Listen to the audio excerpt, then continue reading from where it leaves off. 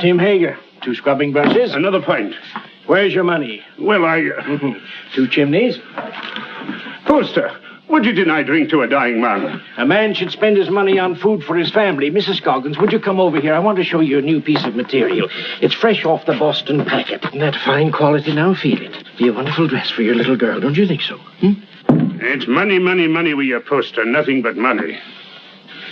I've been sorry for him ever since his wife ran off with that lieutenant. If he'd spent less on whiskey, he wouldn't have lost his wife. Let me show you another piece. Drunk or sober, Ma would have left him anyhow. She was that kind. Yeah, how do you like that for quality, huh? Let him have it. Very well, Tim Hager. You'll have your whiskey. But this is the last time... All right, Poster. No preaching. It's his little girl I feel sorry for. Poor little Jenny Hager. Faster, faster! Can't you swim any faster?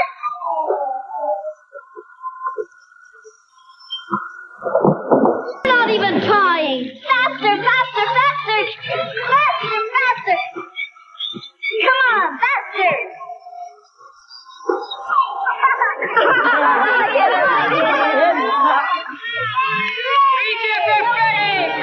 Jenny Hager, you made me lose! You always blame it on something. I hate losing. You're scared of the water. I can't swim. You'll never learn till you get out in deep water. But I'm gonna go. Oh, why don't you go help your father in the store? Measure out coffee and count wormy apples. You're no good down here. Go on, Ephraim. You can't swim till you try. Go ahead, Ephraim. He'll drown. I'm scared. Let's pull him out. No. No. He's scared to death. Then he'll drown. Who cares? What's all that racket about? The judge, run for it. Poor Ephraim. Poor Ephraim. Off it. Come on, Michael. Hey, what's going on here? Good gracious. It's Ephraim Poster. What's he doing in the river? He can't swim, can he? Oh, what happened, Jenny? Those awful boys pushed him in. Poor Ephraim. Poor. Nearly murder, that's what it is. If it hadn't been for you, Jenny, he'd have drowned. You all right, Ephraim? The boys didn't do it.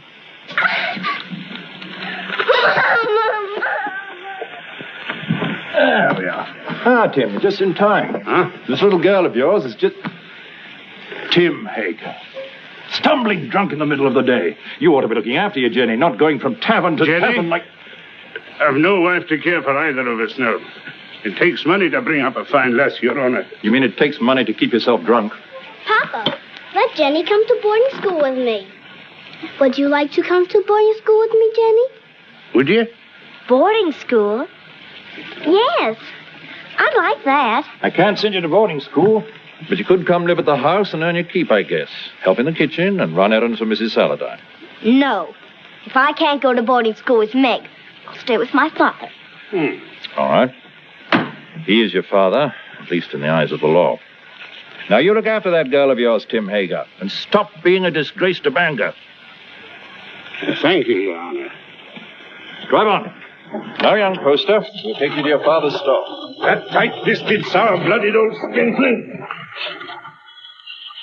You might be better off with Mrs. Saladine, Jenny. Not in Mrs. Saladine's kitchen. I've no money to bring you up properly. Never mind.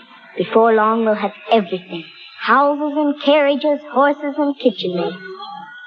All those things, my lass. You're a wee bit young. Just as soon as I grow up, we'll have everything we want. Because I'm going to be beautiful. Empty. Beautiful.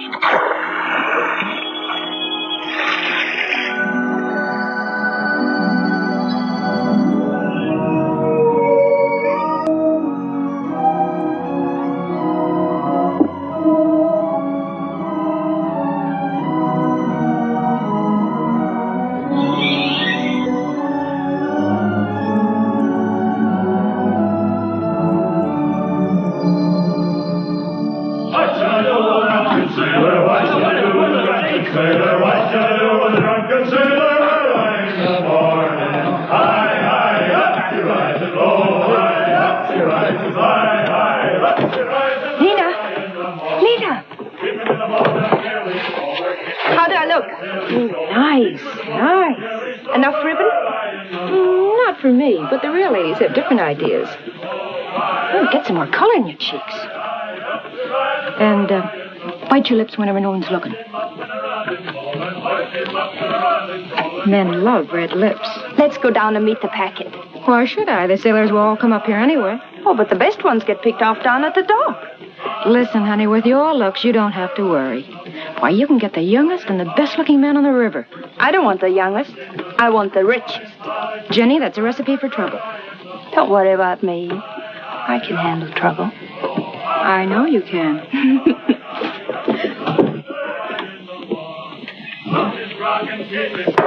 Whiskey. All right, Mr. Hager, but you needn't holler. Someone might hear you out in the street. Who, for instance? Jenny, for instance. Yeah.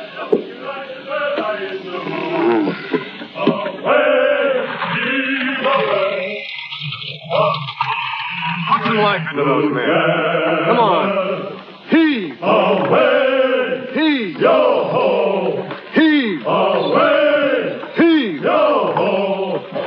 Well, Jenny, come down to see the cargo? It's exciting. We get used to it after a time. I suppose I import more stuff than any other man in the state of Maine. How many vessels do you think I own, counting the lumber barges? 56. Who told you? Somebody? Here, have some tea. Got a handkerchief? Oh, I don't need one. Take a good handful of it there. It's a present. All the lads, all away. All away. The work was hard and the voyage was long. The seas were high and the gales were strong. So heave ho, my lad, come on away together. The sails are filled, our work is done. Yo ho! I heard the skipper say, "Leave her, Johnny, leave her. Tomorrow you'll get your pay."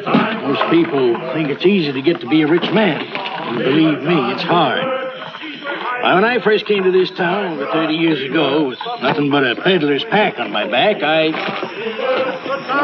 Hey, you! You! Get away from that girl! Hey, you! Wait!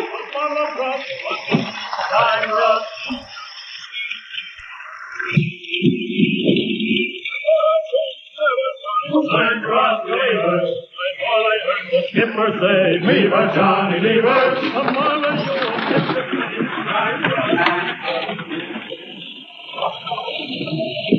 Well, I was just saying to myself, I bet my good old friend Tim Hager is sitting right this very minute in the Purple Whale and wouldn't mind passing the time of day with me. Lena? What do you want? A glass of whiskey for Mr. Hager. Sure. Go on, Tim. Drink up. The next one's on me.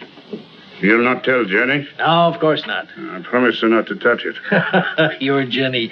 You know, she's getting so she wants to boss everything and everybody. She's grown too beautiful for her own good. Why do you always wish to be talking about Jenny? Oh. I don't think I like why you always want to be talking about Jenny. Oh, now wait, Tim. Give him a rum and whiskey when not bring him a Jenny. I know what you're up to. I? Oh, why, I'm just a dried-up old herring. She's too young and beautiful. So's your lad. And you sent him to Cambridge to keep him away from her. Ephraim? Why, he's too shy and scared of her. She's full of spirit. She's for somebody like that first mate. What first mate? Why, What first mate? why, Lewis. My first aboard the Gadfly. He's as handsome as the old Nick, that boy. When I saw him and your Jenny walking away just now, I said to myself, there's a youngster who knows his way about with the women. Where you going? Home.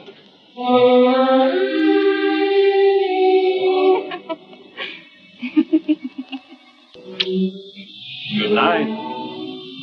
Oh, once I loved a pretty girl and I called Jenny mine.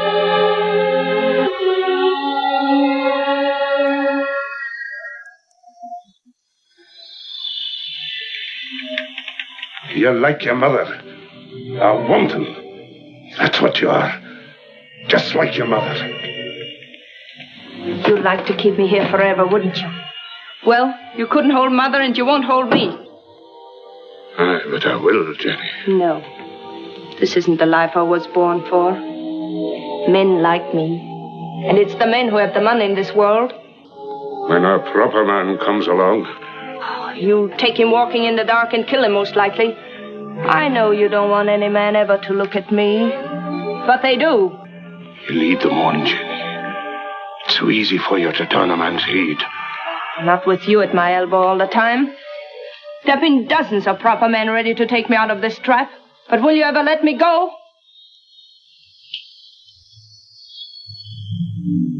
I know Mr. Poster wants me. I made him want me. What do you think of that? There's a devil in it, Jenny Hager. A devil straight from the bad place. And I'm going to whip him out of you. You're going to beat me. This is one beating you'll not like.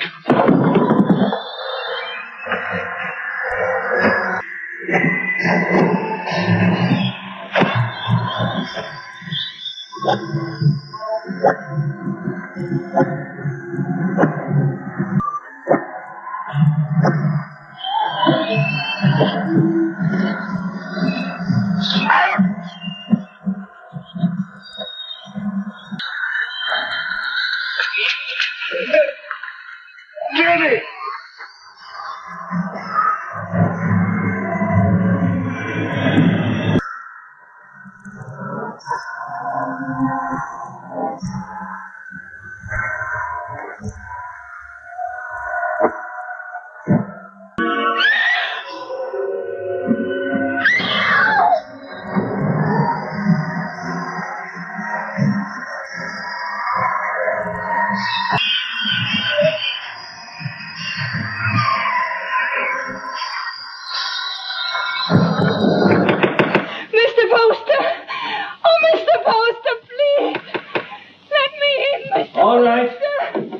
All right.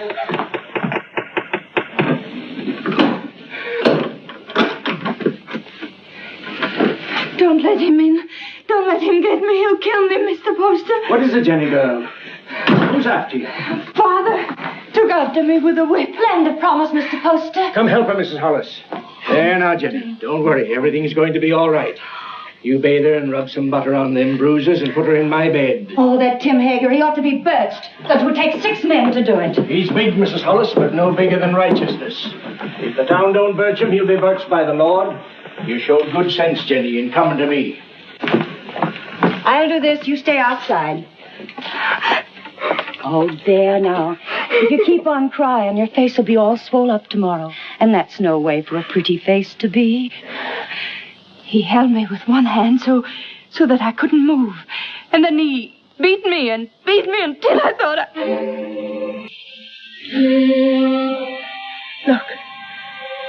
Look at my back.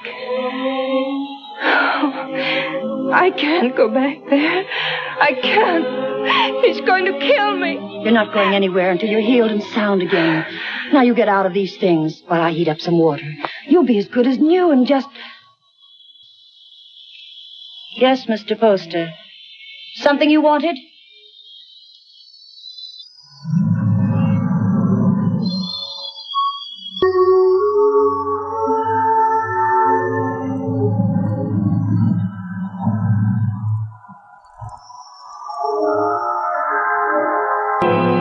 Drove her out into the night like a dog that wouldn't obey. Reverend, it's the rum that does it. We ought to scourge every tavern keeper out of town and into the river. If I had my way... We ought to be deciding about the girl, Deacon Adams. There's been enough scourging for one night. One thing is decided. The girl mustn't go back to her father. No. Someone must take her in. I would. Only my daughter Mary doesn't like the poor girl. Then she's not for your house, Reverend. Make a bad situation worse. I guess we could use her to clean and maybe help in the kitchen. But a young girl eats like a man. It's more than victuals, Deacon Adams. Your wife has all the understanding in her heart that a man could ask. But Jenny's of marriageable age. Yes, that's bad. And yet we can't turn her loose on the town's charity. She needs a home. Well, yours is fairly empty. Oh, no. Leave me out of it. It wouldn't be suitable for me to take her into my house. I have no wife. You have a housekeeper, a very respectable woman. But she might leave me, and I'm not able to get another. We'd have a scandal in the town. Aye. No. Marriage is the only answer. And the answer to that is a younger man. What about your son Ephraim? They used to be so much together. Ah, he's a schoolboy, frittering away his time at college. She needs a responsible man. Well, there must be someone. A pretty girl always has a lot of friends. What good are friends? Most of them no older than her. It's our duty to find her a good home, an honorable name, regardless of the man's age. And it should be somebody with money. And by that description, Mr. Poster, you've named yourself. Oh, no. She turned first of all to you, Isaiah. Besides, I know you're not a man to thrust a suffering lamb back into the wilderness. Maybe she won't have me. She'll marry you, Isaiah. She's a sensible girl. And in the meantime... Mary? Bring me one of your dresses. Anything, only not too expensive. I'd be good to you, Jenny, if you married me. Like a father. A good father. And he ought to know how with a son your age. You can go back to sleep now, Mrs. Hollis. You've done all you can for tonight. I'll make up Mr. Ephraim's bed for you, Mr. Poster. It ain't as warm there, but you'll be comfortable. Your father couldn't come after you, Jenny, if you married Mr. Poster. You'd be free. An intelligent girl thinks of the future when she chooses a husband. I could marry you to each other right now, Jenny. And you'd be a rich woman. It's for you to decide.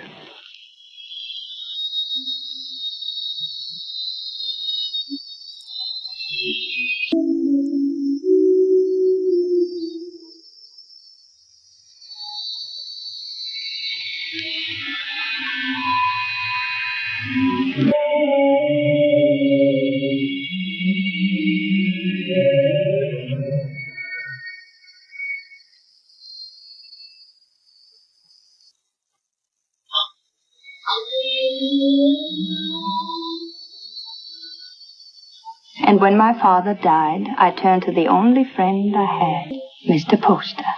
He was very kind, taking me into his home and giving you a nice young mother. Think of all that means, Ephraim. You must learn to say, yes, ma'am, like a proper son, because I shall demand obedience and love. And if you refuse, my dear son, I shall punish you by not kissing you good night. Now, Ephraim, do come home and see what a fine parent I can be. I do think families should be close, don't you? Jenny? Why, Meg Saladine, come in.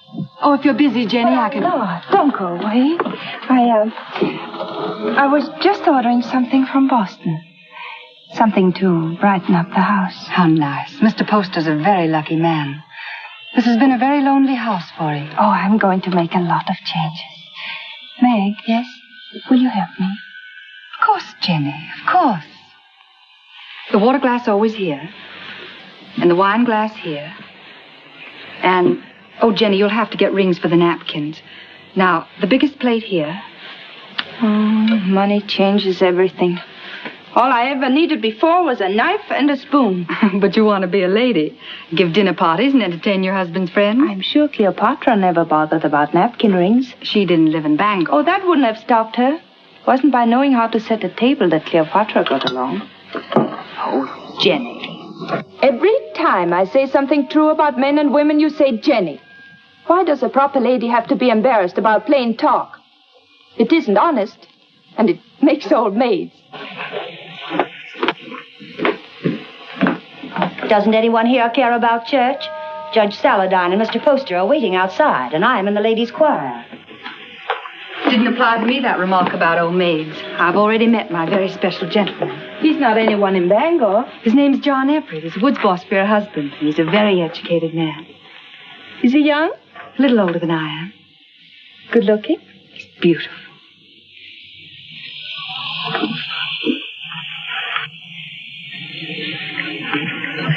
Why don't you marry him?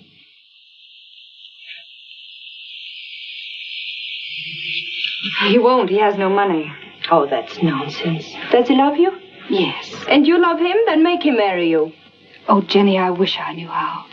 He's not like the others. He thinks things out. I'd know how.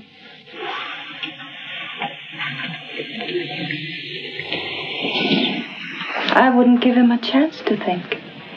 Fear, oh, fear beside.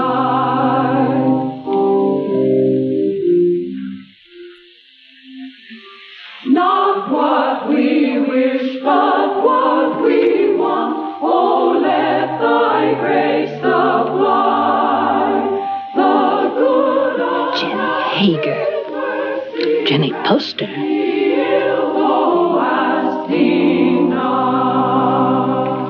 Before me sit the wealthiest families in Bangor. I've seen them before in the privacy of their homes and in their offices. When I came to them to ask for money to enlarge this church, they gave me not enough to erect a temple of branches on a hillside.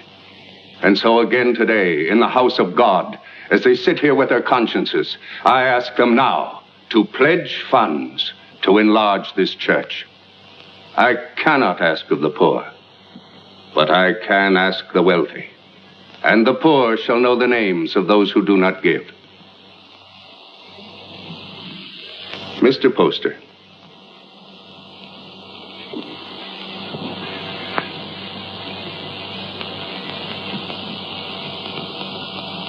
Judge Saladine. Mr. Burroughs. Mr. Bailey. Mr. Clayton. This is intolerable. If you have no feeling for your fellow men, at least take some interest in the welfare of your own children. Grog shops and low houses cover every inch of our waterfront. Our wealth is poured into Devil's Half-Acre. And our young men, your sons, have nowhere else to go. Give me a bigger church, and I'll keep them here. Will no one pledge to the church more than just enough to save his face? Mr. and Mrs. Isaiah Poster will contribute $1,000.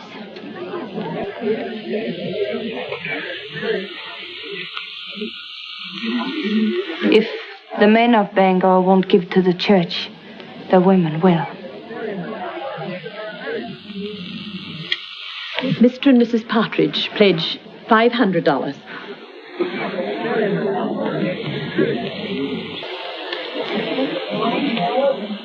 Judge Saladine will pledge $1,000. Jenny, I want you to go on working for the church. A church can endure only upon deeds and not lip service. I'd say her lips had done you enough service. $1,000. If you think I've so much money, you ought to... Stop it, Isaiah. You're the luckiest man in Bangor. Oh, Mrs. Poster, I'm so glad to see the younger members taking an interest in the church, and I must apologize for not calling on you directly after you were married. That was a wonderful contribution, Jenny. He's a wonderful husband to let me make it. Good morning. Good day, Reverend. Good day, Reverend. Good morning. Good morning. Good morning. Tain't the money I mind, but I'd like to know what you're doing with it before you do it. I gave the money because I hate grog shops and what they do to people.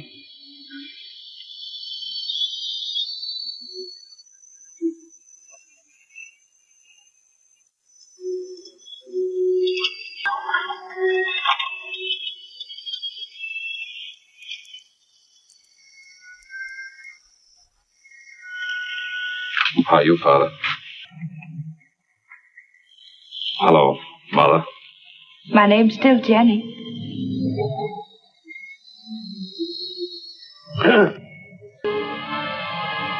You came home, did you? I thought you'd be on your way to England or so much by now. Well, England is full of architects. I knew you'd come home. Isaiah told me he sent you money to travel for a while, but I didn't think you would. I came close to it. I didn't know whether to mind your letter or mind his and go away. It's easy to see which one you thought more of. Now, why do we stand here? Let's go in around.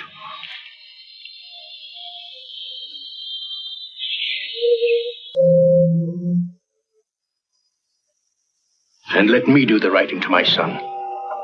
Mr. Ephraim. My Mr. Ephraim. Why, you've grown as much as you ever will, haven't you? Oh, I'm stunted. They don't know how to bake an apple pie in Cambridge. You'll have one every day if only you'll stay here. He'll stay.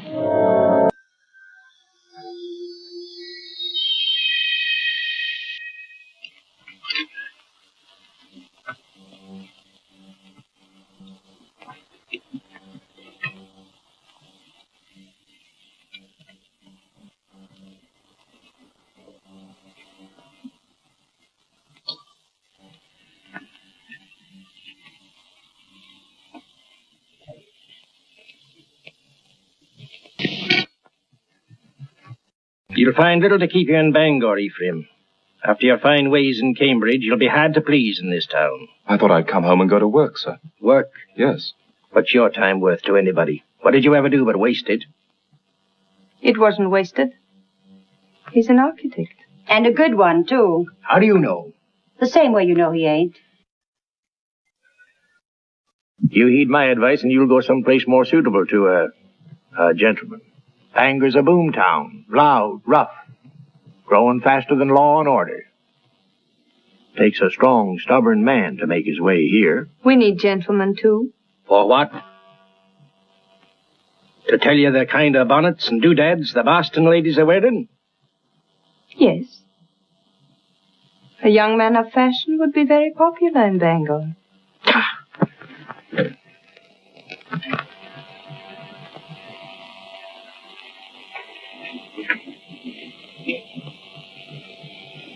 I'll join you later. Well? Yes, Father. But you said yourself that Bangor was a boom town. Fortunes are made every day. Rich people will want fine houses. You heed what I said in my letter. Travel a bit. What makes you so angry with me? All I did was to come home. I get angry at you because of your ways. You think I don't know how you've been spending my money. Hard drink and easy women. I know your kind. Isaiah, you shouldn't upset your father. I'm sorry. All right, Father, I'll go away. If you really want me to. I don't think he does. You want your son to live at home, don't you, Isaiah?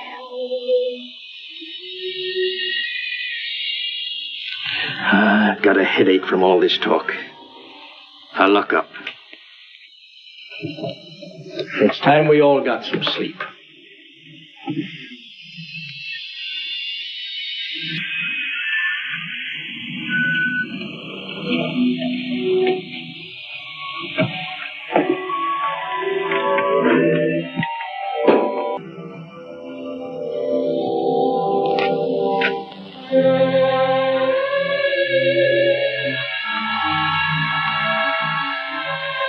Shall I light your way? Thank you.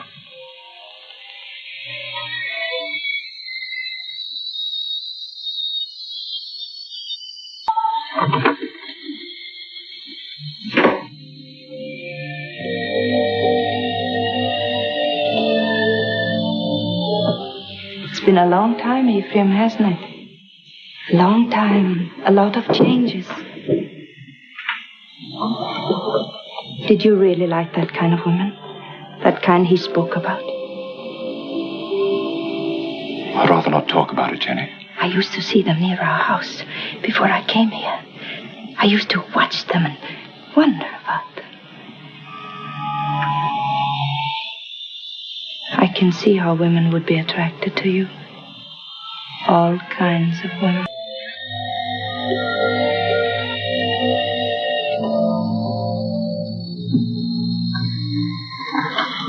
Good night, Ephraim.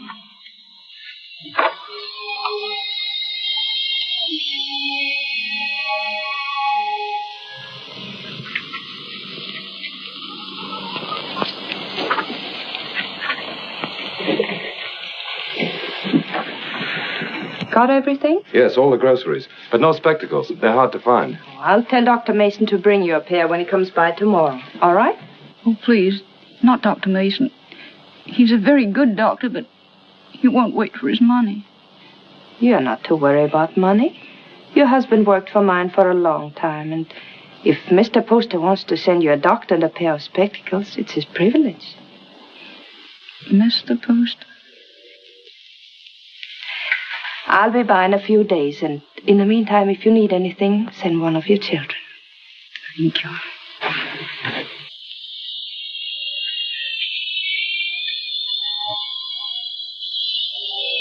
That's the way to hold your place in the town, Ephraim. And the people love you for it, Jenny. And I do want my husband and my son to be proud of me. Well, I wanted to see how you spend your days. Thanks for showing me. You've grown, Jenny. My father's wife's a great lady.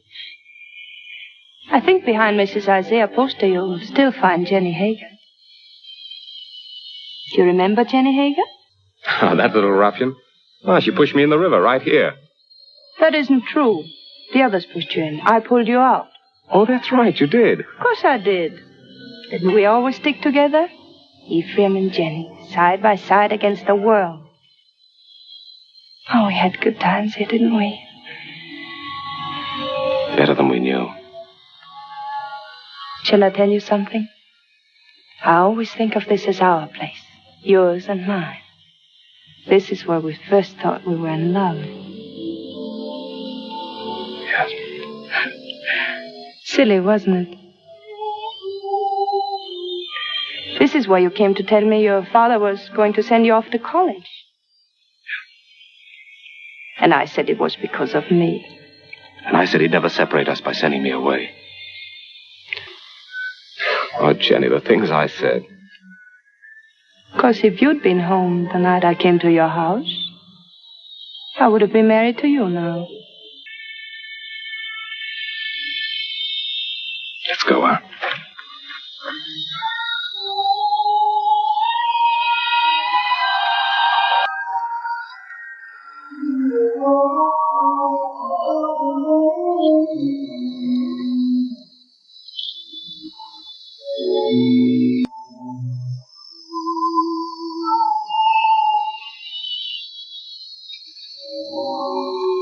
Come into the store and wait on me the way you used to.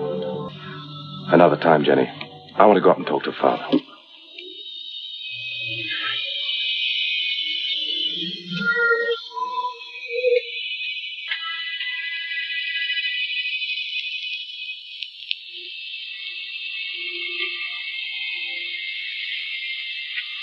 Hello, Father. Be with you.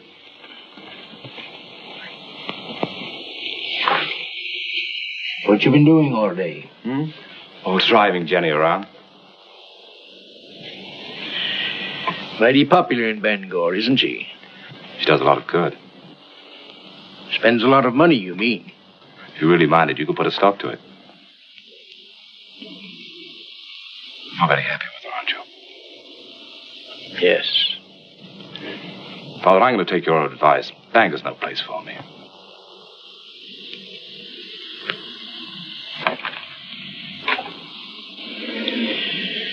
When will you be leaving? Right away, before the river freezes. I thought I'd spend the winter in Boston and then go off to Europe in the spring. I think your father needs you here, Ephraim. Why, Jenny, you feet like a bird. I didn't hear a sound. You want him to stay, don't you, Isaiah? Why don't you tell him you want him to stay? Can't you be honest with your own son? I'm honest with everybody. You might be of some small use to me if you stay on. But if you don't like it here, get out. Only don't come meeching back again. If you go, I'm through with you. I'll take you home.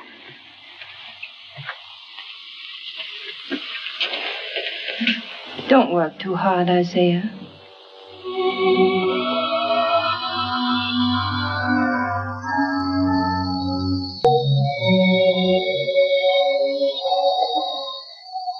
Surprise. When Bangor's Lady of Mercy goes out to deliver her packages, her sleigh should fit the season. That's a confession you've been thinking of me. Of course I think of you. Yet you've been avoiding me. Careful. Paint. Put it down.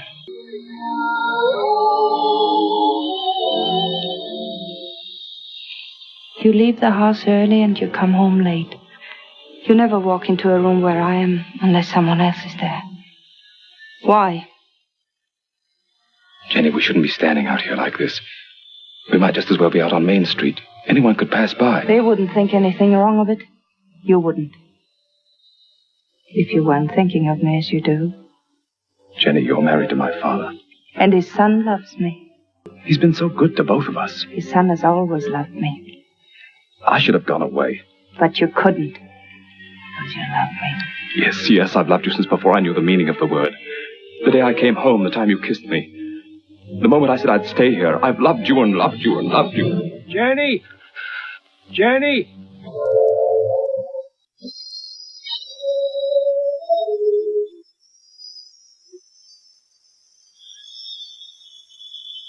Jenny! Father's very ill. Send for a doctor.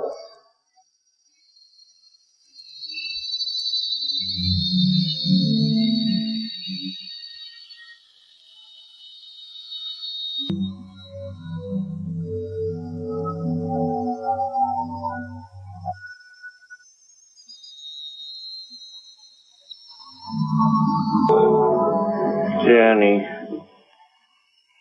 Yes, Isaiah. I'm here.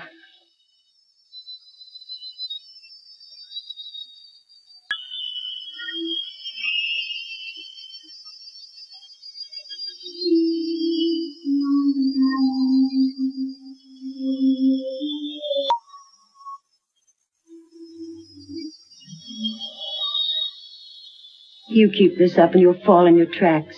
Go to bed, child. Get some rest. No. I'm strong. Stronger than you think. I'll be all right.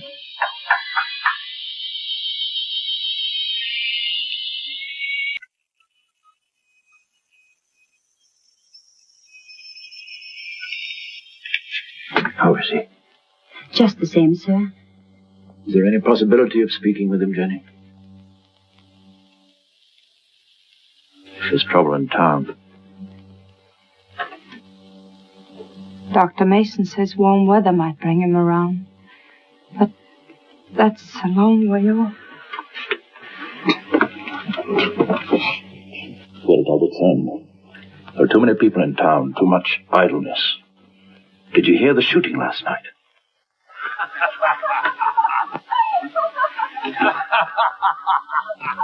That's the sort of thing we're up against. Lumberjacks coming to town between jobs with rum and women on their minds. He told us 2 years ago we should have a police force. We should have listened to him. Well, Jenny, take care of yourself. Meg sends you on love.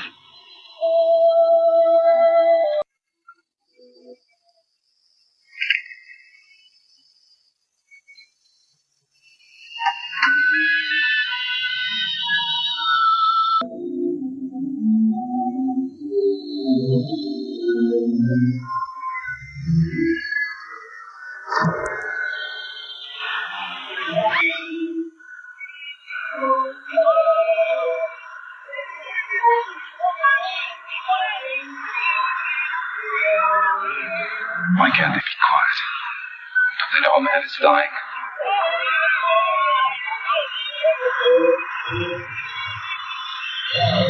I hope they burn to the ground. The taverns and the houses and the people.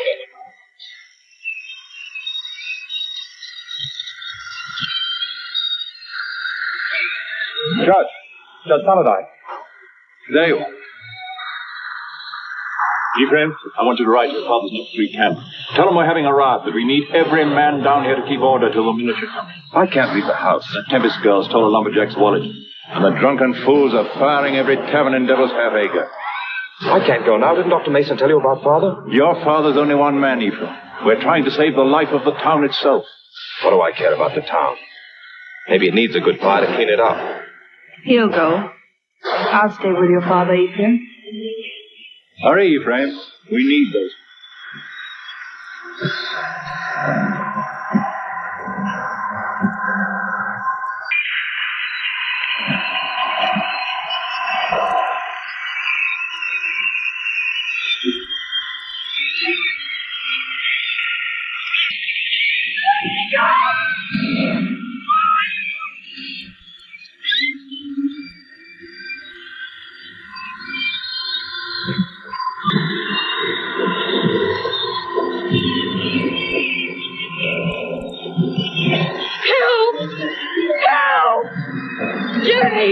Jenny! Let me go! Let me go!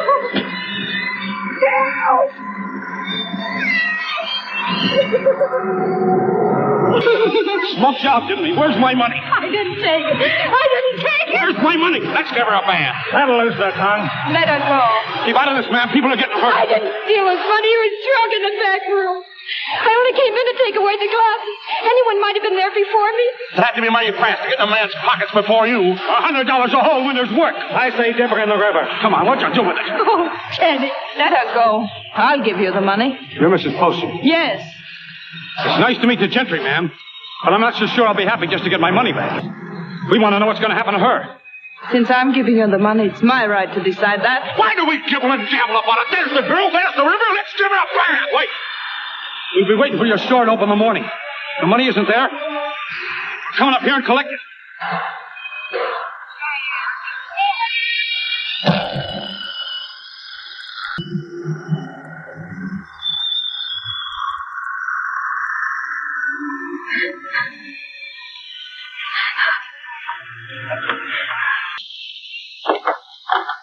They're crazy with drink, Jenny.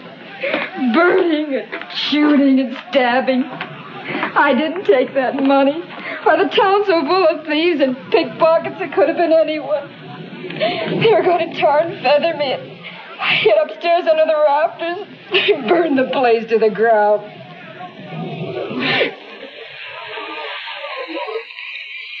If I'm to go up to Camp 3, I better leave now. I want to be back in the morning.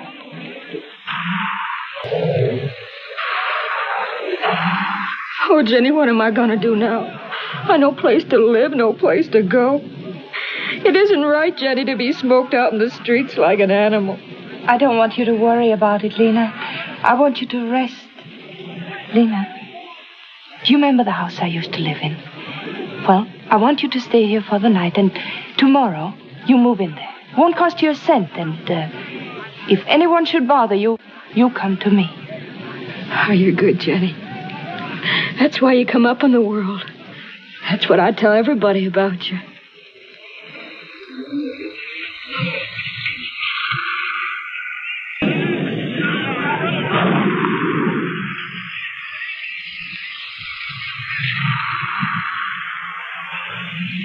Jenny, you're wonderful.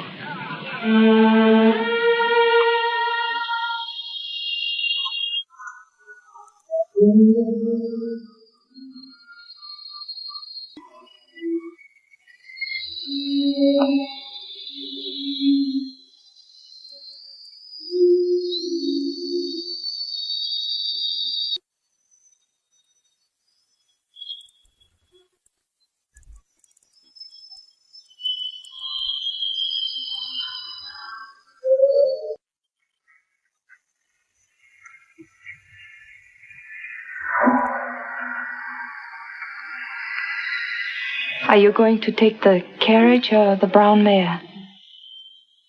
I thought the mare would be better. You'll be careful, won't you? I don't want anything to happen to you.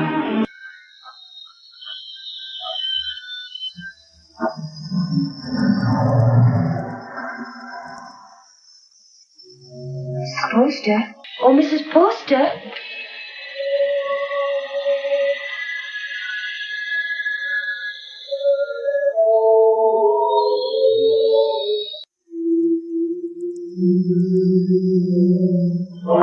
Yes. The fever's broke. He's breathing better. He's going to get well.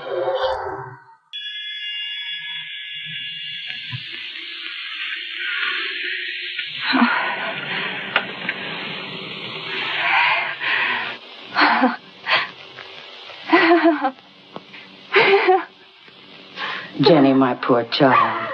You've been so brave. But you mustn't break down now. You mustn't.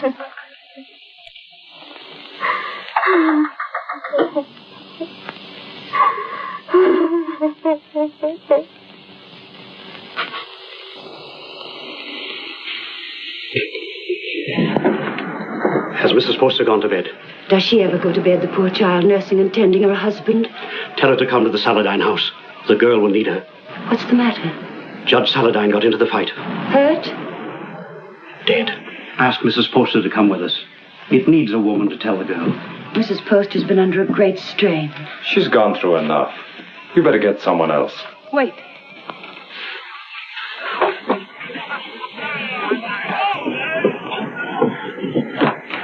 Pack my things and send them to the Saladin house. I'll be spending the night with Meg.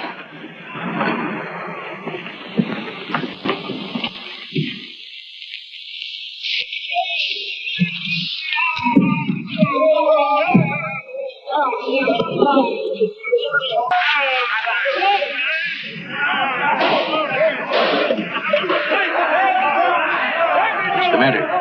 You squeamish?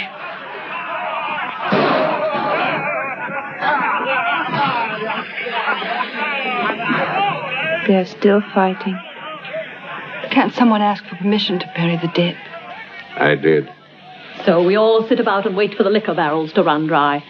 The loafers and drunkards have taken over the town. And for 3 days, a man like Judge Henry Saladin can't be carried to his resting place. There's a fine victory for rum. Don't talk like a fool. When those woodsmen come in from the timber, they want some excitement after the winter's work. You take away their pleasures, they'll go to work in another part of the country. Which only proves that we've got to have a police force. Some sort of city government, that's all. You've been too tolerant a man, Isaiah Poster. Too interested in lining your pocket. When my lumberjacks come down from the hills, they'll patrol the town till we get him decently harried. Why don't you lie down for a while? You worried about me, Jenny?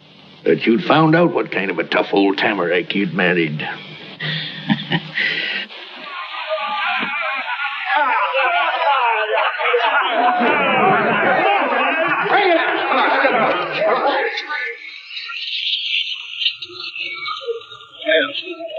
We can start the funeral.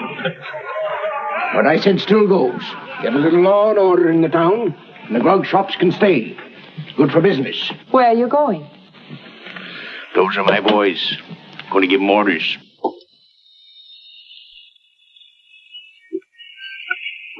Look. Oh, I say, are you hurt? You all right, Mr. Poster? Yes. Now, John, I want you to take some of your men ahead of the funeral procession, put some alongside and some at the rear. Keep it all as quiet as you can. The funeral should seem peaceful. Jenny, this is John Everett, my wife. You are Mrs. Poster? She sure is. How do you do? John. I thought I heard your voice. Meg, Darling, I'm glad you're here. it's terrible about your father. I hated your being alone when it happened. I pretended to myself that you were with me.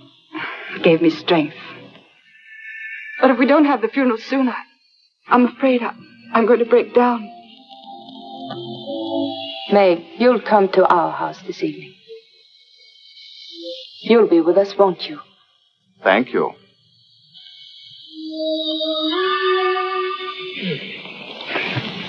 No, those aren't my after-dinner pills. These are from my spleen.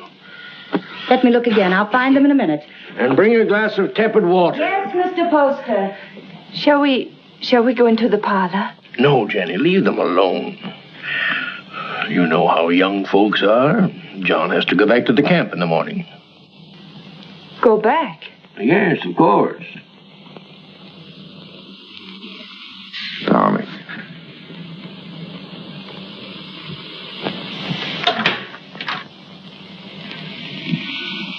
Our lovebirds have closed the door. The pills, Mr. Poster. And the tepid water. Thank you.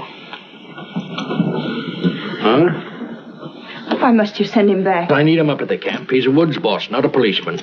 Of course, if your business means more to you than the safety of your home and family. Jenny, he's got to get that timber cut. That's all there's to it. I'm sorry we were so long, Jenny. I thought you and Mr. Poster would come in. I wanted you to be alone. Surely you can stay in Bangor a few days. I'd like to. She needs you. Well, I'm afraid I'll have to be away for a little while. She won't be alone. I'll take care of her. Till you come back. Well, thank you. That's very good of you. I don't want your father to trade these for whiskey. They're for you and your sisters. Mother said to say thank you and God bless you. On to the kitchen and thank Mrs. Hollis. After all, she feeds the chickens.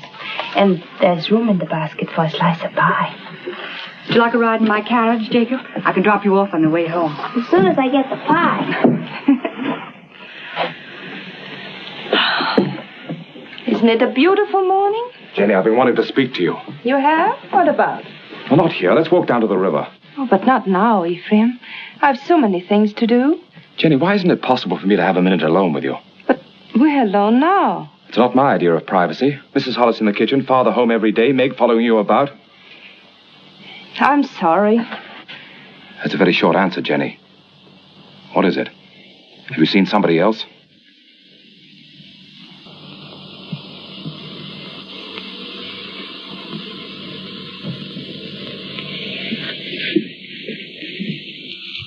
They stole nearly 10,000 feet of first-run pine. Where? Upper Big Bend. And there's not a trace of who did it. Mr. Poster, unless you get the law to step in, there won't be a choice tree left in that whole section. Law. I own that land, and I'll make my own laws. I've got to make a trip up to the hill countries. Timber pirates. I want you to come with me. Me? It's time you saw what pine on the stump looks like. It's my business, and you ought to learn it. Come along, I'll get you something to eat. Thank you, sir.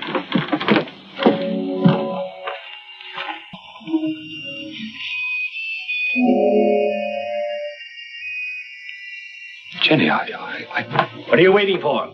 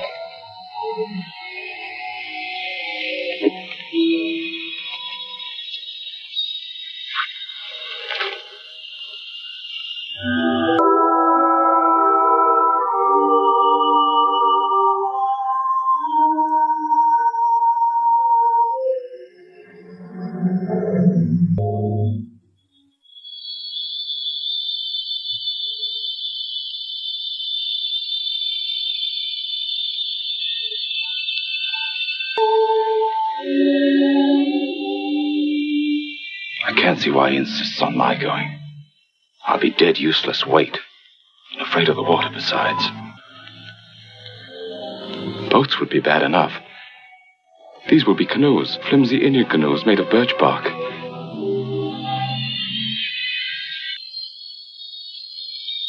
Jenny, I can't admit to him that I'm frightened. Tell him not to take me along or not to go at all. I told him I wasn't cut out for that sort of life, that I'd be more of a burden than a help. But he's so stubborn, Jenny. How long must he live, Ephraim?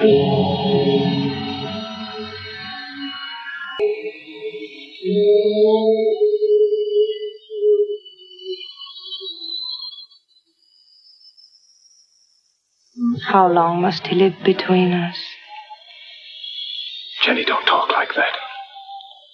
I want you to do something for us. But you're afraid. I could promise you so many things. And yet, you're afraid. He's my father. As long as he's alive.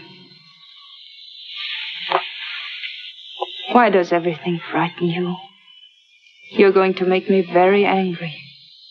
And if I get angry and go on wanting you the way I do, I might tell him what happened between us. Nothing has happened between us. No. But which of us will he believe? Jenny, you couldn't. You know what that would do. He lived a full and useful life. It would be a pity to see him die. But a greater pity to see his life ruined. The lie. We've been living a lie, Ephraim, and I want to be done with it. I want you to return alone.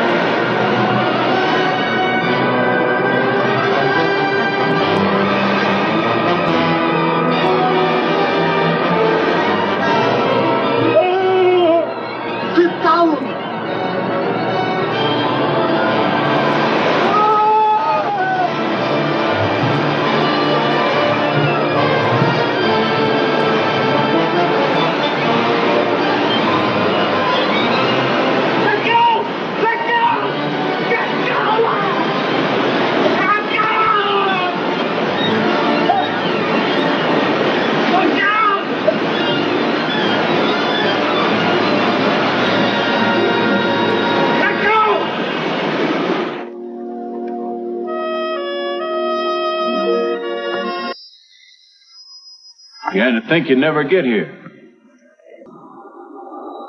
Where's the old man? Where's your father?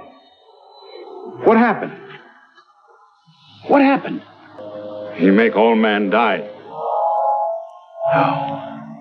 We go through swift water. He afraid. He stand up in canoe. And the canoe turned over. Mr. Poster was too weak to swim. They fought to see which one would get the bailing bucket. I guess you can see who won.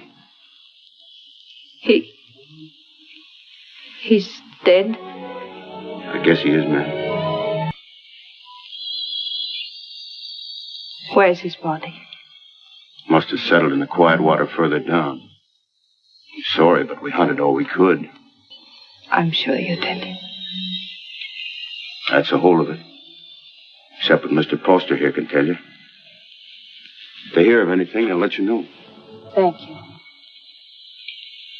Jenny, believe me, it wasn't my fault. I was afraid. You know how afraid I am of the water. You can't come into this house, you wretched coward. You killed your father.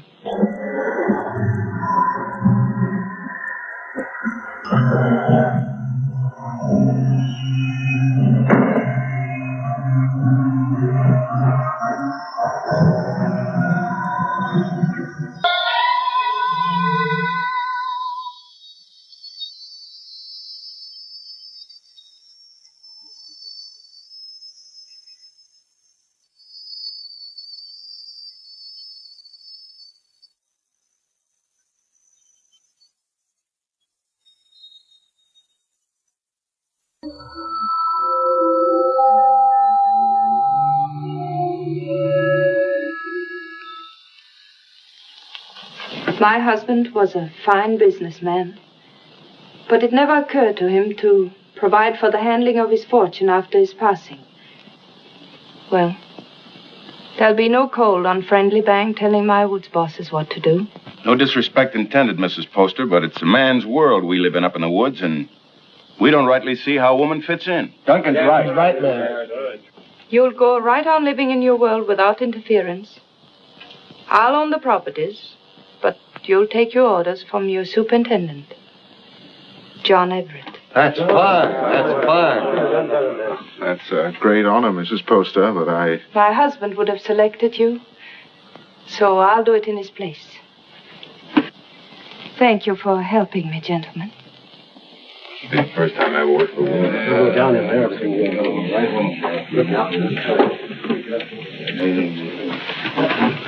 Until this meeting, I thought I was very much alone in this world.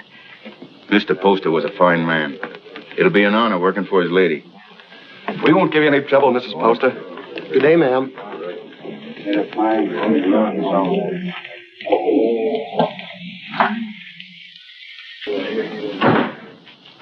This is a wonderful thing you've done for me, Mrs. Poster. Have you any objections to working for a woman? Well, that depends on the woman. It'll be like managing a kingdom. Mr. Poster used to think of whole townships as other men think of acres. It really is a kingdom he built up. It's too bad. Too bad there's no heir to take the throne. Yes. Poor Ephraim.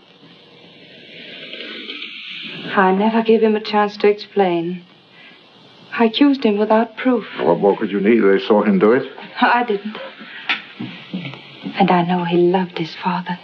You've got to stop brooding over it, Mrs. Poster. You'll only harm yourself, and it won't help Ephraim. I saw him on the street last week. He was drunk. And Deacon Adams was shouting, "You've chosen your damnation, and eternally damned you'll be." There wasn't anything you could do to save him. You're very tired, Mrs. Poster. I won't be after today.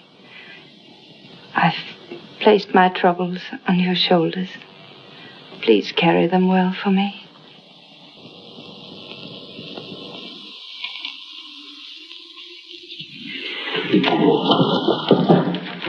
Meg, Jenny spent all morning getting them in order. Don't, Meg. You'll only mix them up more. I was only trying to help. Oh, I'm sorry. I didn't mean to shout. You're tired. In every bone. Driving timber was nothing to this. You might as well have remained in the woods for all we see of each other. I'm doing my best, Meg, but the work takes up all of my time. I know. I wasn't criticizing. I was just wishing that... What? John, Yeah? I'm lonesome. John? I'll see you tonight. Dinner? That's a promise. Meg, I haven't seen him for days. Food for a hard-working man. Ah, that's nice. And a cup of tea for both of us. You'll have some, Meg, won't you? There isn't enough for the three. I'll give up mine. The accounts receivable are all mixed up. I had them in order, but then the wind came in. Oh, later. You haven't eaten since morning. Meg, your man doesn't take care of himself. You better do it for him, or there won't be anything left of him to marry. John, there's a rumor that a company's being formed to build steamboats. Is that going to affect us? Not while water freezes, because then steam's no better than sails. But steam trains, Jenny. Just think. There'll be one to Old Town, and one maybe to Holton, and definitely one coming this way from Augusta. And we can load our wood right on our own trains and get into market weeks before the ice breaks. We'll outsmart everyone in the business. There'll be no stopping us once we get started. Jenny, you'll be the richest woman in New England. Then we'll have to make you the richest man. What's happened to Meg? Meg?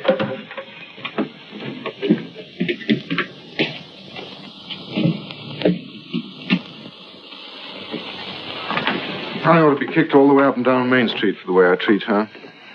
She's more understanding than you think. I'll be with the Temperance League all afternoon, so if there's anything important you want to discuss with me now... Nothing that can't wait. It's Mrs. Hollis in the store. Tearing it apart? No, she wants me to drive her home. Working again tonight? I'm having dinner with Meg. Good. Take better care of her, John. You do neglect her. Goodbye. Bye.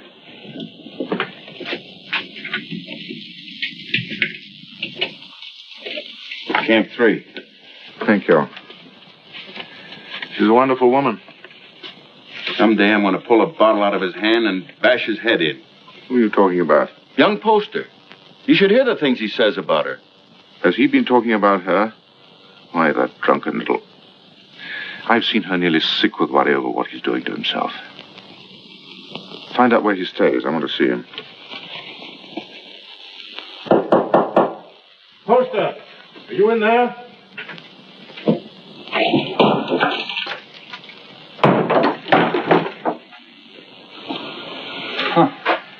I must be making trouble. Much more than you're worth. I'm worth very little. What happens to me now? You beat me up yourself or some of the boys outside? Come in. Drinks for everybody. No witnesses. I had witnesses when I killed my father. It made her very angry. When did you last eat? Supper. I like it. She hasn't got you hooked already, has she? You'll kill yourself drinking all this stuff without any food inside you. Come on, let's get something to eat. You're doing me out of my dinner.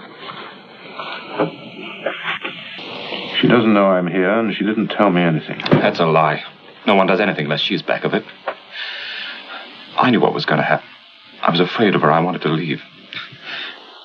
She didn't have to worry about that. I wasn't man enough to run away. You in love with her? I happen to be engaged to someone else. What difference does that make? Jenny was married to my father. She told me one night she'd marry me if he died. You don't believe a word I say, do you? You're like everybody. No one will believe me. Go on talking. The night before we were due to start, she made love to me till I was nearly crazy. You don't believe that either, but it's the truth. I've always been scared of the water. Even when I was a little boy. Jenny knew that. I was scared in the canoe on the trip, and I couldn't eat or sleep anyway from thinking of her. I only remember being in the water with a bailing bucket holding me up, and somebody grabbed for me. I beat him off till he sank and drowned. I didn't know who he was.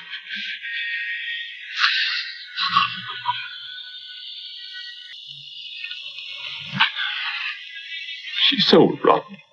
You've got to believe me. She's not even a human being. Maybe I did know who he was. I guess I did. She'd put the thought in my heart. And if I hadn't done it then, I knew I would have lived.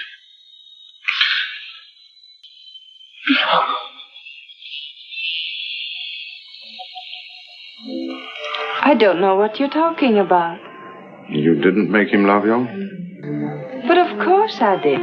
He was my husband's son. I wanted him to love me. That isn't what he meant. Was he sober when he told you that? Jenny, don't you think I know when a man is lying? Before he talks very much more, you better prove that you had nothing to do with him. Prove? To whom? To the town. The town? Is that what you want? Come back with me to his shack. I want you to face him. Now.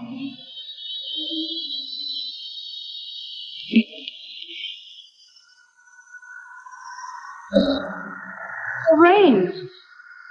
You know what happens to the roads in the rain? Yes. They get very muddy.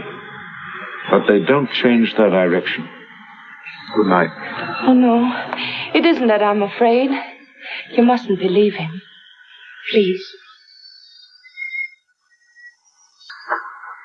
All right.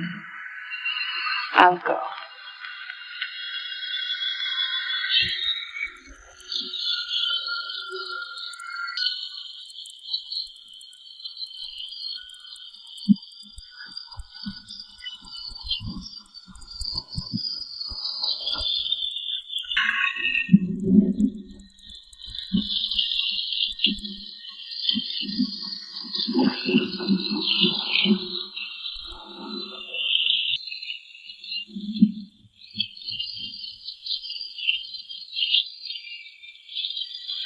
Can't have gone far in this rain. We'll wait for him.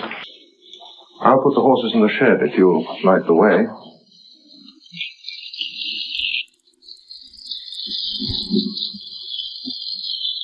See if the shelter's clear.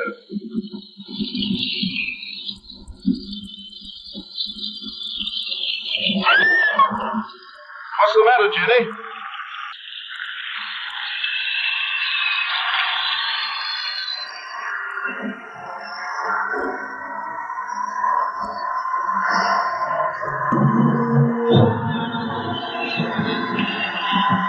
Don't look, Jenny.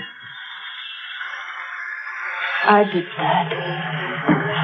I drove him out. Jenny. Don't say I didn't do it. If I would have said one word to defend him, others would have listened. I killed him.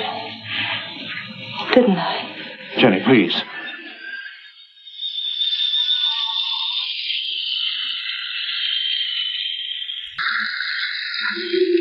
Go inside and sit down. You're shaking.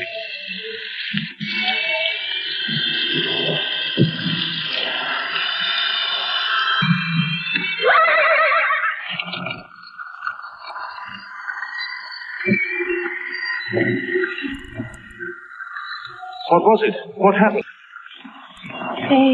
They were frightened.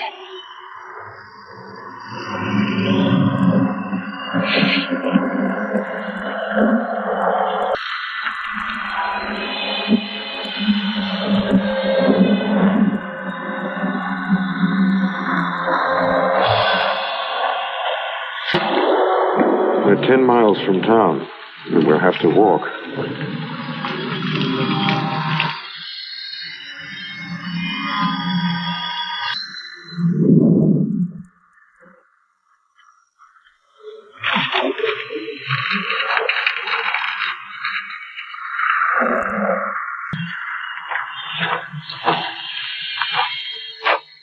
I can't understand how Ephraim could have done anything like that. It isn't atonement, it's running away. And you can't run away from the hereafter. It's not Ephraim who's upsetting you. It's because you're here with me. Well, aren't you worried about your reputation? It's a small thing to worry about after that. You better try to sleep.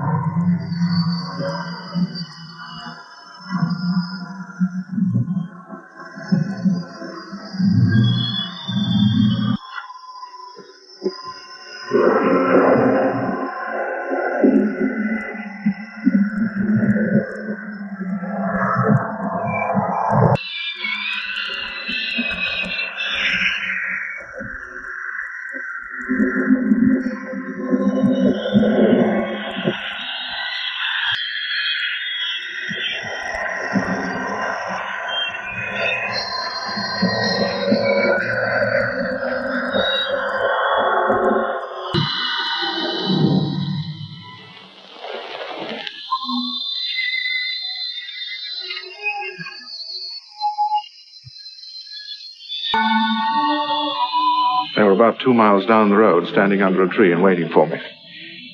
And the carriage? Just a broken axle. I can fix it in an hour.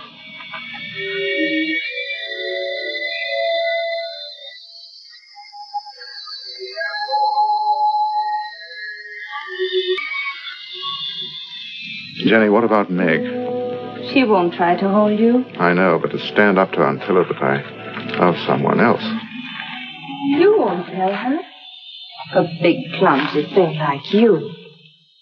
It's a woman's job. Oh, no. But she's a friend of mine. I can make her understand. I'll tell her myself. But, John... I'll tell her myself, Jenny.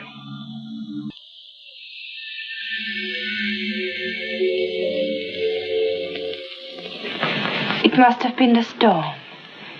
That's the only way I can explain it. The storm and the excitement and the lightning struck us. What more can I say? It's nice that we're such friends. Makes it easy to talk this over. There's nothing to talk about. I love him. But if you still want him, he's yours. You know that. You know I'd give him back to you if you asked me to. I suppose I'm a fool. Why? I should have realized that when he said he loved me, he must have said the same thing to you just the day before. No, he didn't. He never said those words to me. I thought it was because he was shy.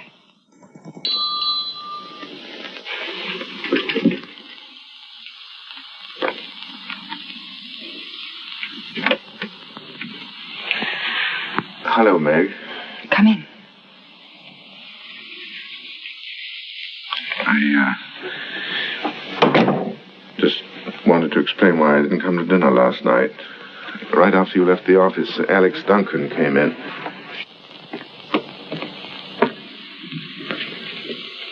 Jenny, I told you I wanted to explain this to her myself. I didn't think you should. I'll be waiting for you outside.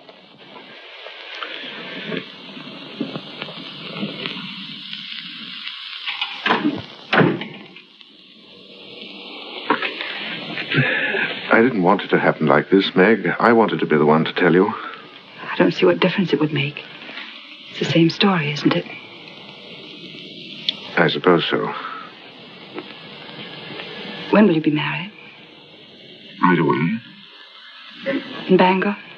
I don't know. Jenny will take care of the details. I saw this happening a long time ago. There was nothing I could do about it. She's waiting for you.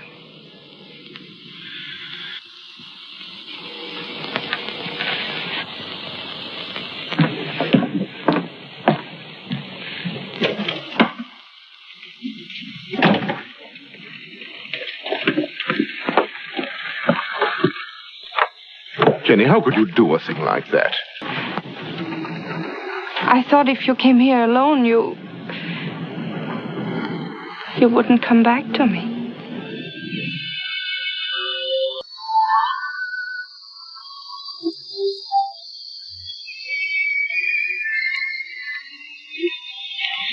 My dear son, I wanted to be with you this Christmas, to see you again, and to meet your wife.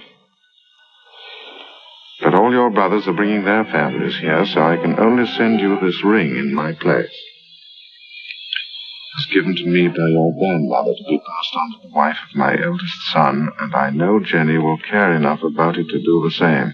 Will you? What if we only have daughters? We'll have sons. I have made up my mind. What else does your mother say? She talks about my brothers and how deep the snow is, and then she says, "A Merry Christmas to you both, my dears. The Lord bless you, Jenny, and make you fruitful. My arms ache for John's first boy." Your mother must be a wonderful woman. I hope that someday you'll say I'm just like her. Well, that won't be easy. Mother had 9 sons. What a lot of boys running about the house. Must have been very uncomfortable for her. Oh, she loved it. She would have been uncomfortable with a small family. The Everetts run to numbers.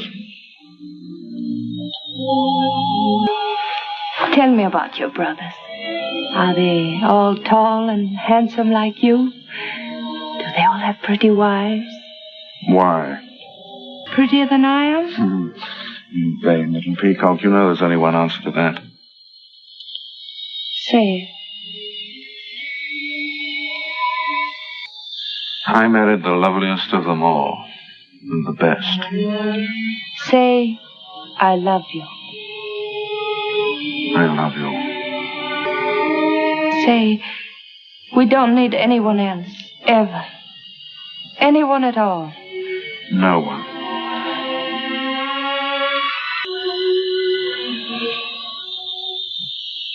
I always lose happiness. I can't seem to hold it.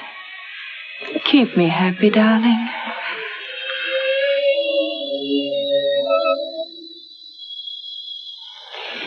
There's no reason why this should happen to you. No reason why it should happen to any woman. Quite often, nature seems to fumble, Mrs. Everett, and doesn't make a person complete. We can't even hope in a year or 2 or ever. Not in my opinion. Of course, you're free to consult with another doctor. I can give you the name of a very fine one in Boston, and I know of another in Philadelphia. I believe you. You mustn't decide, my dear, that the future's altogether dark and empty. You can adopt a child, you know. It should give some release to your normal womanly emotions. I want a child of my own.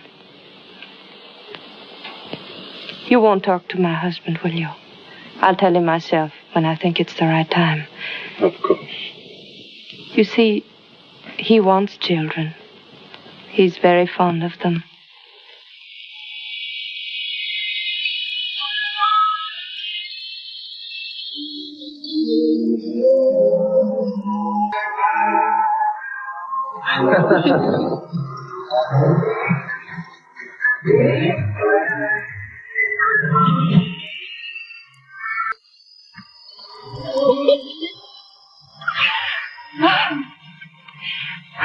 I never knew what love was before you. I know now I was never married to Isaiah at all. Jenny, I want you to forget Isaiah. I want you to forget your whole life before I came into it. You know, a lot of new furniture isn't going to change that house. Why do you want to go on living in it? Oh, but it's a good house, John. It'll stand for a long time. At least until we know just where to build another. Well, I'm not finicky about where it'll be. I just think you want to go on living in that old tomb. What do you say, Jenny? Should we start building our own house? But that is our house. Belongs to Isaiah Poster. Let him keep it. Oh, but he's dead and he left it to me. Belongs to him and his son, and it's full to the roof with sorrows. I want to get out of it. I want new rooms and more of them. For the sake of our children, I want light and air. There are enough rooms now. Which isn't the right house, Jen. It's too close to Devil's Half-Acre. It isn't the place to bring up children.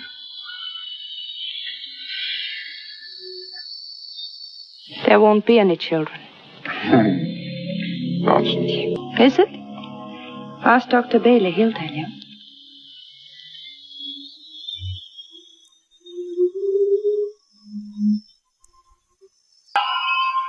Seems there are some things we haven't talked about. When did you learn this? Some time ago. What exactly did Bailey say? Oh, I don't remember. Makes a lot of difference, doesn't it? What do you mean? Between us.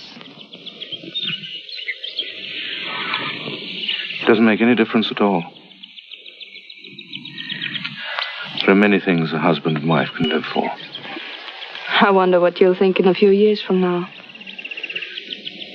I'll think that you're more beautiful than ever, and that I love you very much. Oh, look. There's Lincoln Pettridge. He's a great man. He has special powers. Who made thee pure? Come, here is none, I say. Where was the darkness so great that you thought your sin was hidden? There are eyes that search out every sin. There is a tongue that will accuse you on the judgment day. There is a hand that is terrible in its strength. What is so beautiful as a pure woman? What is so vile as an evil one? The good women of Bangor, such loud amens and nodding of heads, because I spend my fury upon her, and not on you. How pious you are. How good with your eyes cast upward. Can one of you step forward and say, "This is my soul. See how it shines"? Can one of you hope to escape the terror? How sweet are the ladies of Sodom and Gomorrah. How sweet in silks and satins and laces and ruffles. Here in the house of God. How costly must be the perfume that will not let you smell brimstone. What great secrets are among you? Who is named Vanity? And who is Lust? What woman has put away her husband? Which of you has taken a man from her sister?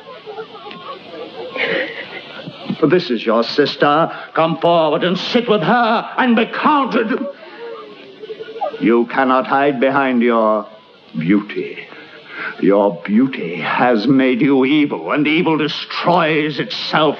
Your soul will become naked. The truth will be revealed. Confess now, while there is yet time. You cannot escape. You can never escape. There will be no sons to mourn for you, no daughters to weep for you. Evil does not propagate itself. It withers in its own fire and is consumed. The lips of a strange woman drip honey, and her mouth is smoother than oil. But her end is bitter as wormwood, sharp as a two-edged sword.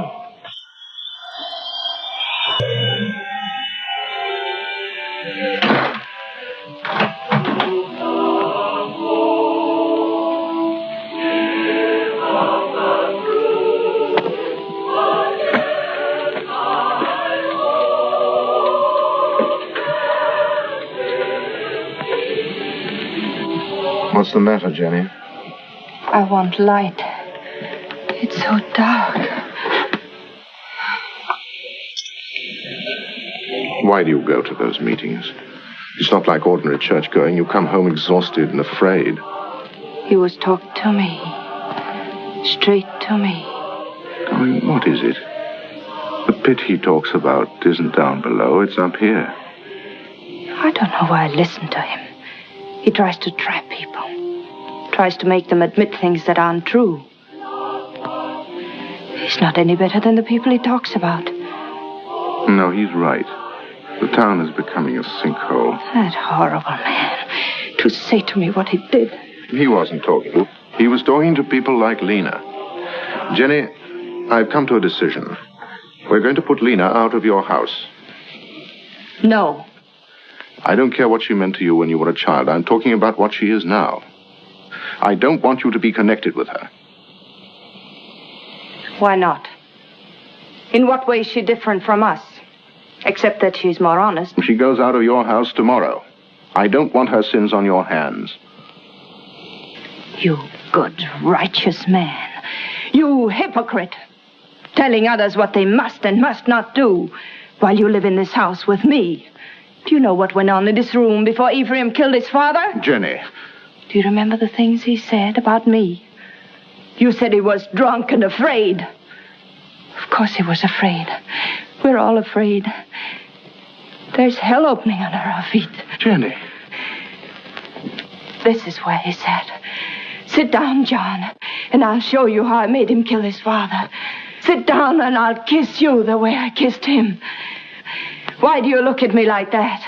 Why do you pretend everything he told you was true and you knew it? You knew it!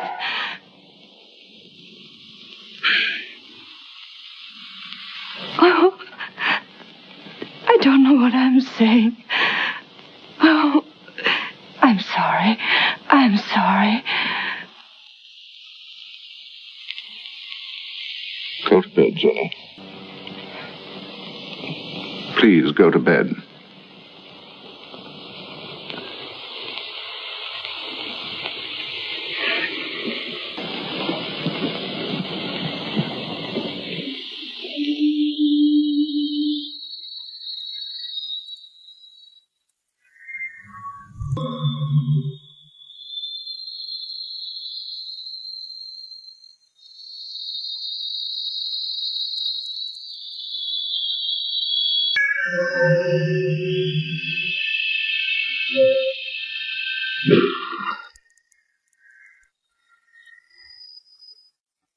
John, is Mrs. Hollis back from church?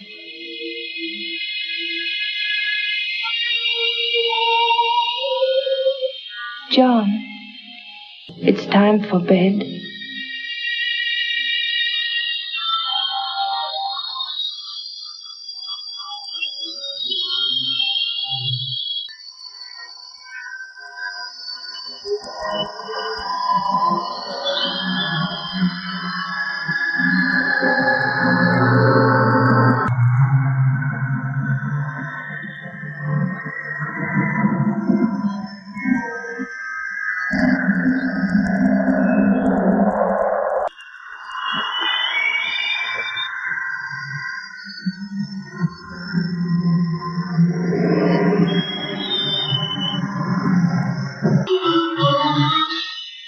John, please forget what I said. You know I couldn't have done it. I never believed it. I tried not to believe it. Because you love me. You still do. Yes. Darling, don't be unhappy. We know each other now, and that's good. There'll be no more misunderstandings, no more quarrels. Oh, darling, there'll be just the two of us. No, there won't. There'll be three. There'll always be Ephraim.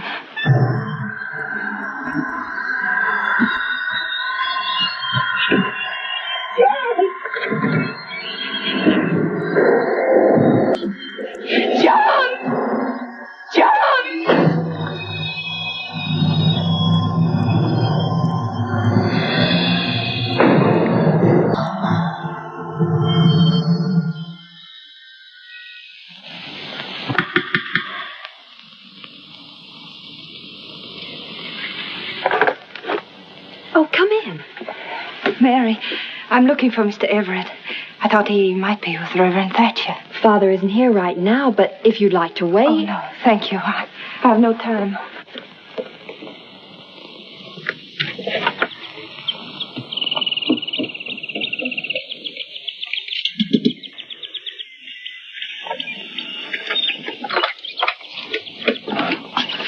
Good morning. Is Miss Saladin home? No, Mrs. Everett. She went out. Has Mr. Everett been here? Oh, no, I haven't seen him. Thank you.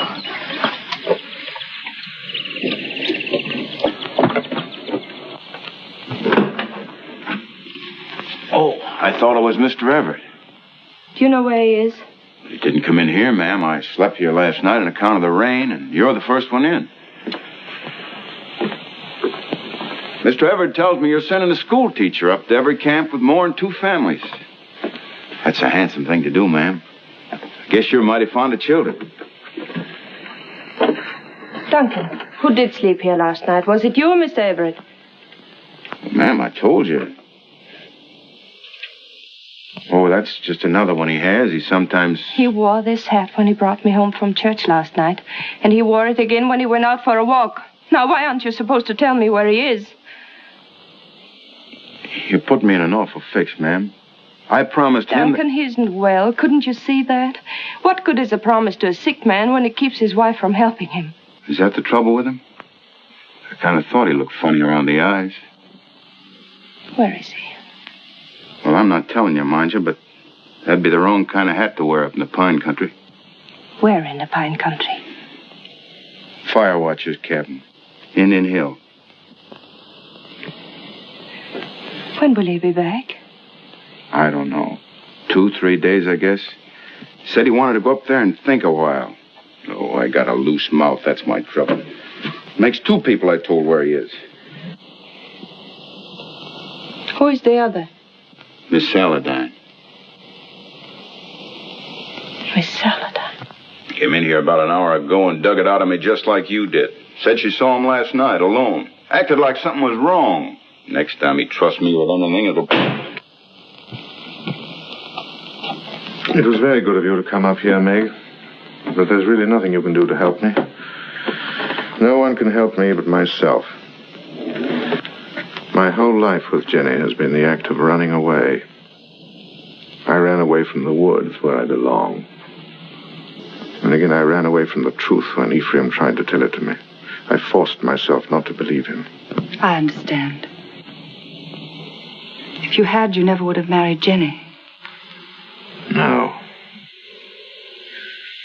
This time I'm not running away. Right or wrong, my place is with Jenny. I love her, and I'm going back to her. John, I'm glad. Because I believe that her love for you has made her as good as everyone always thought she was. Shall we go now?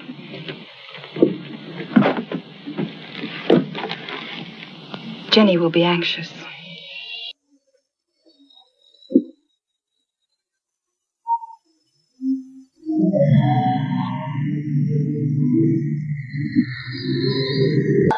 It's Jenny.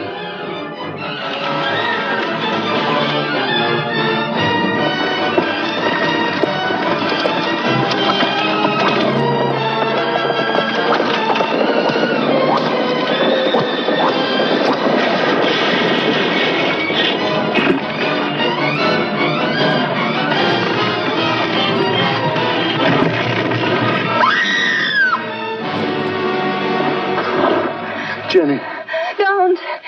Don't move me.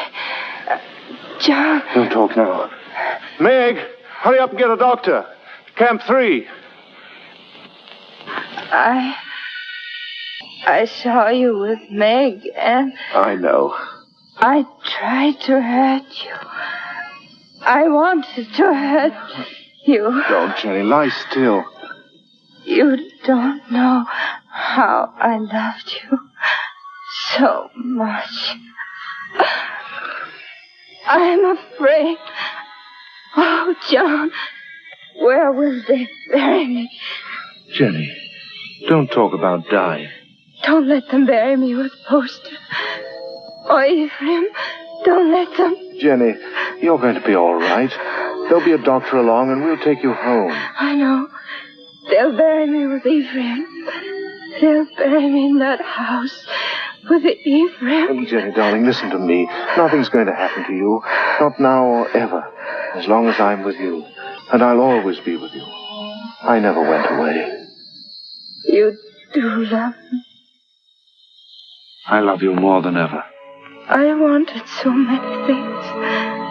I wanted the whole world. But it was really only you.